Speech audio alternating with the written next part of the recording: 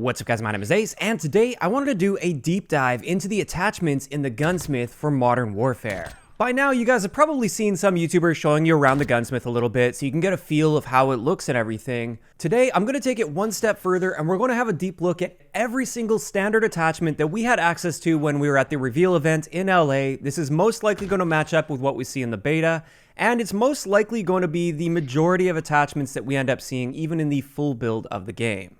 We're going to look at the pros and the cons of each one of these attachments, and that's something that's new with this Call of Duty. Attachments actually have cons attached to them. And this should help you get a better indication of what each attachment is like, so you're not going into the beta completely blind. And for some people, you can even use this to pre-build some of your class setups before the beta even launches. So with every class setup you have the ability to choose a primary and a secondary. And for each of your weapons, you have 5 slots that you can fill up with attachments or a weapon perk. Now, the standard types of attachments are going to be muzzle, laser, optic, stock, rear grip, magazine, underbarrel, and barrel. This is what you'll see on most of the guns in the game, like assault rifles, SMGs, and LMGs. However, not every gun will have access to every one of these slots. So just as an example, with the AX50, for instance, you can't put a laser on that. So that section is just completely missing when you go to customize the AX50. Or with the 725 shotgun, you don't have access to magazines because it's an over-under shotgun, so you can't add a magazine to that. Also with the pistols, instead of having the underbarrel section, they have the trigger action section. Now, within each one of those categories of attachments, we have several to choose from. So let's start going through the muzzle attachments. And keep in mind, not all of these attachments are available on every weapon. There are several of these attachments that are only available on some of the weapons. First off, we have the flash guard, and with this you get muzzle flash concealment, so you don't see your muzzle flash as bright, neither do your enemies. However, that comes at the cost of aim down sight time. You will aim down sight a little bit slower with this.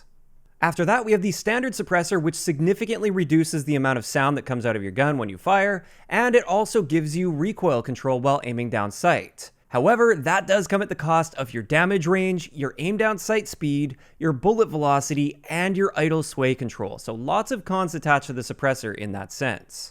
Now, there isn't just one type of suppressor, we also have the small suppressor, and with this one, you just get really good sound suppression. However, again, this has several cons attached to it. These cons are damage range, bullet velocity, aim down sight speed, and idle sway control. On the other end of that, we have a large suppressor, and with this one, once again, obviously we get that sound suppression, but this one also increases your damage ranges.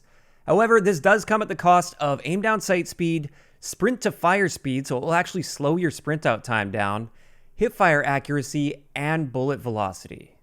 Next in the muzzle category, we have the muzzle brake, which gives us quite a bit of added horizontal recoil control, so the gun won't kick side to side as much when you're using the muzzle brake. But this will come at the cost of idle sway, so you'll have more idle sway with your gun, and also you'll aim down sight slower. Finally, based on what we saw in the build that we had access to, in the muzzle category we have the compensator, and with this one you get vertical recoil control, so your gun won't kick upwards as much, and this comes at the cost of bullet velocity and idle sway control.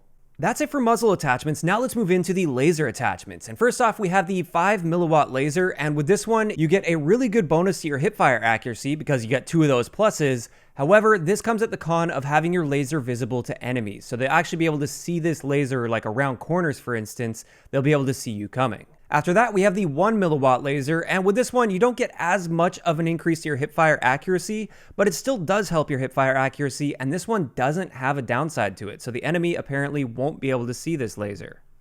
And finally, in the laser category, we have the tac laser, and with this one, you get increased aim down sight accuracy, which is quite interesting, but this does come at the cost of having the laser visible to enemies, just like with the 5 milliwatt laser. Getting into optics, I'm not going to go through each one of these individually just because there are so many different variations of optics, and at least in the build we played, they all had the exact same pros and cons, and for the pros, it gives you an aiming sight picture, obviously. So the optics, of course, give you a different sight picture, and each optic will have different characteristics like their zoom level and their reticle, for instance. But with every optic we saw in the build we played, they will be reducing your aim down sight speed. So you'll aim down sight a little bit slower if you have an optic equipped. Getting into our stocks, first off we have the lightweight stock, and with this one you gain aim walking movement speed. So this is aim down sight strafe speed. It allows you to strafe faster, just like the normal stock attachment we're used to in Call of Duty. However, this does come at the cost of idle sway control, so you'll get more idle sway on your gun, And also it says aiming gun steadiness, which is a little bit confusing. I don't know the difference between these two stats. Aiming gun steadiness sounds like idle sway to me, so I really don't know what this is. If I had to guess, I would say idle sway control is the standard idle sway we're used to, so when you're aiming down sight, your point of aim will be swaying side to side a little bit, and this is nothing new for Call of Duty. Whereas with aiming gun steadiness, I'm speculating that this is the animation of you holding your gun. This is something that's new to Modern Warfare, where they've actually got little animations that will play when you're aiming down sight that will be purely visual. I don't think this will actually impact your point of aim at all. But again, don't take my word for it. That is just speculation at this point. In either case, it looks like it's going to make it a little bit more difficult to hit that first shot on your target. Next up, we have the heavy stock, and with this one, it's actually the reverse of the lightweight stock. So this one, you actually gain idle sway control and aiming gun steadiness. However, you do lose your aim walking movement speed, so it'll actually slow you down when you're aiming and trying to move side to side. Next up in the stock category, we have the no stock attachment, which isn't really an attachment. It just means you're taking off the default stock attachment. And with this, you get 2 pluses to the aim walking movement speed, so your aim down sight stray speed will increase quite considerably, and also your standard movement speed will increase a little bit with no stock. However, this has some very strong cons to it, like an extreme loss to recoil control, aiming gun steadiness, and idle sway control. And finally, this just leaves us with the close quarters stock, and with this one, you're able to aim down sight a little bit faster, but that does come at the cost of idle sway control and aiming gun steadiness. Moving into the next category of attachments, this is the rear grip, and first off, we have the granulated pistol grip. This one has the pros of an increased aim down sight speed, as well as increased aiming gun steadiness. However, we do lose some of our idle sway control while using this. Next up, we have the stippled pistol grip, and with this one, your aim down sight stray speed will be increased. However, your aim down sight speed will be decreased. And finally, we have what will most likely be my personal crutch attachment. This is the rubber pistol grip, because this is the only attachment that I've seen so far that will reduce your sprint out time. So that's one of the pros. You get a reduced sprint out time while using this, and also your aim down sight speed will be increased. So you aim down sight and sprint out faster with this, and that just comes at the cost of idle sway control. Getting into the magazine category of attachments, first off, we have the standard extended mag attachment, and with this one, obviously, you will have a higher magazine capacity. However, the cons of this are going to be a slower aim down sight speed and a slower movement speed. Next, on some guns, we'll have high capacity extended mags, which will give us extra magazine ammo capacity than the normal extended mags. However, that will come at a cost of even more of a reduction to your movement speed, and also you will still get that reduction to your aim down sight speed. Another extended mag attachment I saw, this was for the AK-47, although it probably will be on some other guns as well. This is the drum mag attachment, and this one has a massive magazine capacity. However, this comes at a pretty extreme cost to both your aim down sight speed and your movement speed. So it's definitely a fairly big trade-off for that massive magazine capacity. And finally, for magazines, I just wanted to point out that this is typically where you will see conversion kits where it actually changes up the ammunition that you're using and therefore can fundamentally change the gun. So with the AK-47, for instance, we can convert from 7.62x39 down to 5.45x39. And this actually changes the name of the gun to an AKS-74U. So it completely changes the gun. It's effectively a new gun at that point. And you actually see this with several of the guns in the game. Just as a couple other examples, with the standard AUG in this game, it's actually an SMG chambered in 9mm. However, you can convert this to 5.56. With the MP5, you can also convert this from 9mm to 10mm. And this is just scratching the surface. There will be several other guns that you can convert the ammunition to, and this is contained within the magazine section of the attachments, even though that's not exactly how this works. You don't just change your magazine and suddenly it can fire a new round, but that's where they decided to slot this in when it comes to the Gunsmith. This brings us to the underbarrel attachments, and first off we have the angled foregrip, which will give you added horizontal recoil control at the cost of movement speed. Then we have the vertical foregrip, which will increase our vertical recoil control at the cost of movement speed. After that, we have the tactical grip, which will give us increased horizontal recoil control and increased idle sway control, but that comes at the cost of movement speed as well as aim down sight strafe speed. Next, we have the CQB grip, which is actually identical in its pros and cons to the tactical grip.